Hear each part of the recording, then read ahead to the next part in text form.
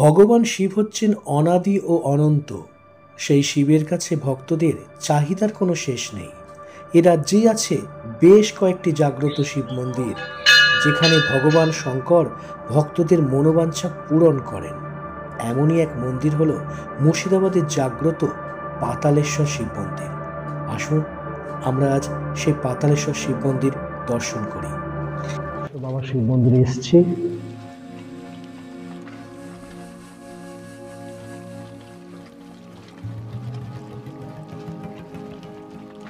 এই হচ্ছে মন্দিরের প্রবেশদ্বার, আর মন্দিরের ঠিক সামনেই আছে 40 ফুট উচ্চতার একটি শিব মূর্তি। এখন আমি এসেছি কাশিমবাজারেতে পাতালেশ্বর শিব মন্দিরে, এবং এখানেতে সেই ঐতিহাসিক সতীদাহ প্রথা ঘাট, সেটাও আপনাদের কাছে আমি তুলে ধরব। মুর্শিদাবাদের পাতালেশ্বর শিব মন্দির, যেখানকার অলৌকিক মহিমার সাক্ষী হয়ে স্থানীয় বাসিন্দারা সংস্কার করে দিয়েছেন গোটা মন্দির ও মন্দির চত্বর। প্রায় 300 বছর ধরে এখানে শিব ভগবানের আরাধনা হয়ে আসছে। পাতালেশ্বর শিব মন্দিরের ভিতরে অনেক বড় বড় এইরকম বৃক্ষ দেখতে পাবেন, যে বৃক্ষগুলো যেন অনেক দিনকারের পুরনো কিছু বেদনাদায়ক স্মৃতি বুকের মধ্যে আঁকড়ে ধরে রেখে দিয়েছে।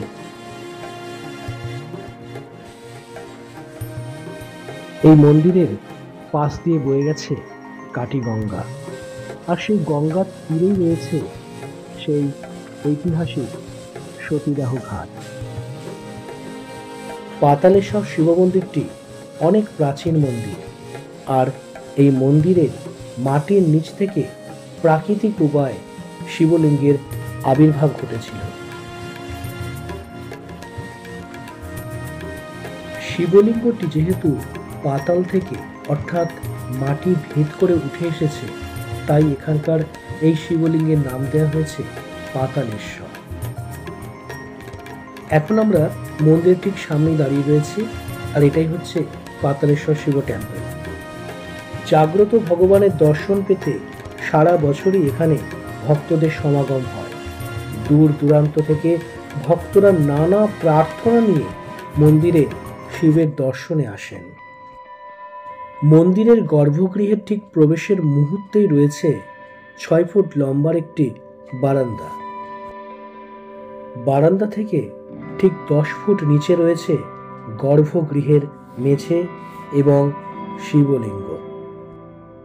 ভক্তদের বিশ্বাস, এখানে শিবের কাছে যা মানত করা হয় তাই পাওয়া যায়। আমি এখন পাতালেশ্বর বাবা শিব মন্দিরে এসেছি। এই হচ্ছে বাবার সেই মূর্তি।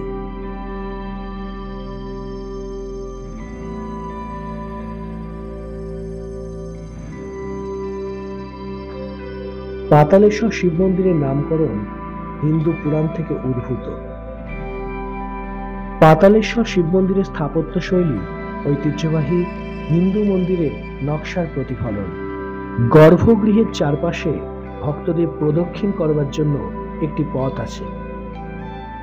পাতালেশ্বর শিব মন্দিরটি এই অঞ্চলের স্থায়ী আধ্যাত্মিক উত্তরাধিকারের প্রমাণ হিসেবে দাঁড়িয়ে আছে, যা প্রতিদিন জীবন ব্যস্ততার মধ্যে ভক্তদের জন্য একটি প্রশান্ত আশ্রয় প্রদান করে। শিবরাত্রির সময় মন্দিরটিকে খুব সুন্দর করে সাজানো হয়ে থাকে, আর 7 দিন ধরে চলে বিভিন্ন রকম অনুষ্ঠান।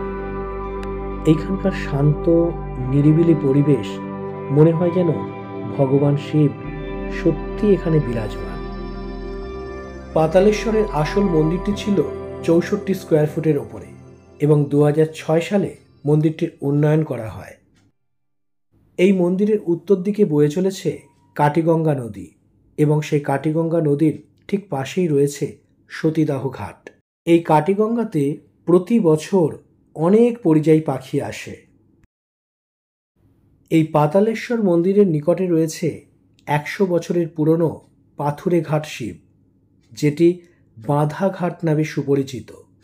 এই সতীদাহ ঘাট এবং বাঁধা ঘাটকে ব্যাসকাশীও বলা হয়।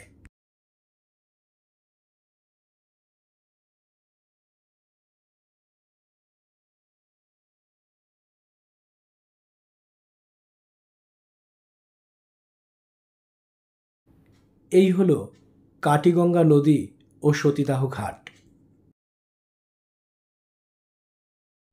আমি এখন সেই ঐতিহাসিক সতীদাহ ঘাটে এসে পৌঁছেছি। ইতিহাসের সাক্ষ্য বহনকারী সেই সতীদাহ ঘাট।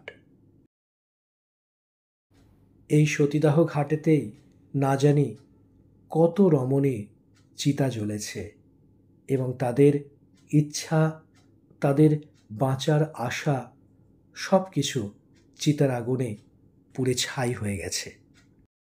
এই সতীদাহ ঘাটেতেই রাজা রামমোহন রায়ের মতো ব্যক্তিত্বরা একদিন এসেছিলেন।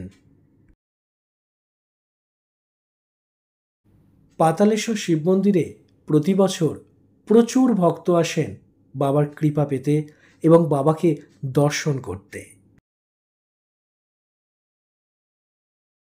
শিবরাত্রির শেষ দিনে হাজার হাজার মানুষের প্রসাদ বিতরণের ব্যবস্থা হয়ে থাকে এই মন্দিরে।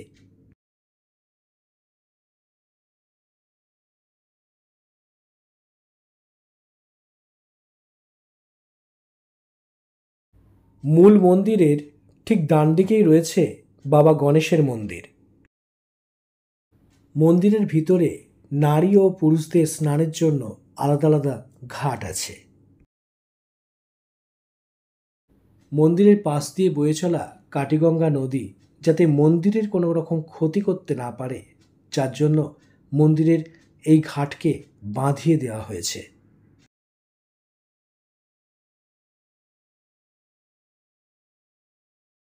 মূল মন্দিরের ঠিক বাম দিকেই রয়েছে একটি মা মনসা মন্দির।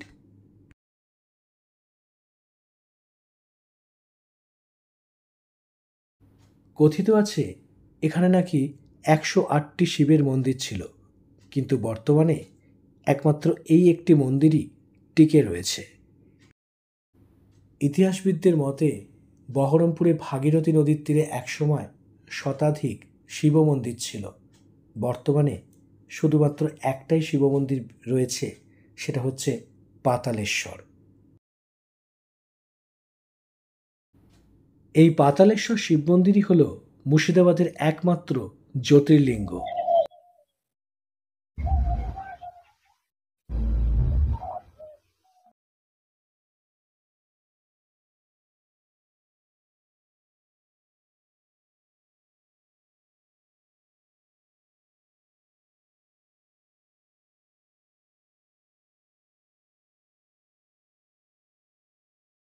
পাতালেশ্বর শিব মন্দিরটি চারিপাশে প্রাচীর দিয়ে ঘেরা এবং এই প্রাচীরের ভেতরে রয়েছে অনেক পুরনো পুরনো বট ও অশ্বত্থ গাছ এবং তার সঙ্গে রয়েছে অনেক ফল ফুলের গাছ।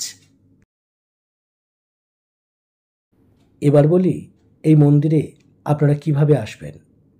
কলকাতা থেকে বহরমপুরগামী অনেক বাস আসে এবং সেই বাসে চেপে আপনি বহরমপুর আসুন এবং বহরমপুর থেকে টোটো করে নিয়ে এই মন্দির।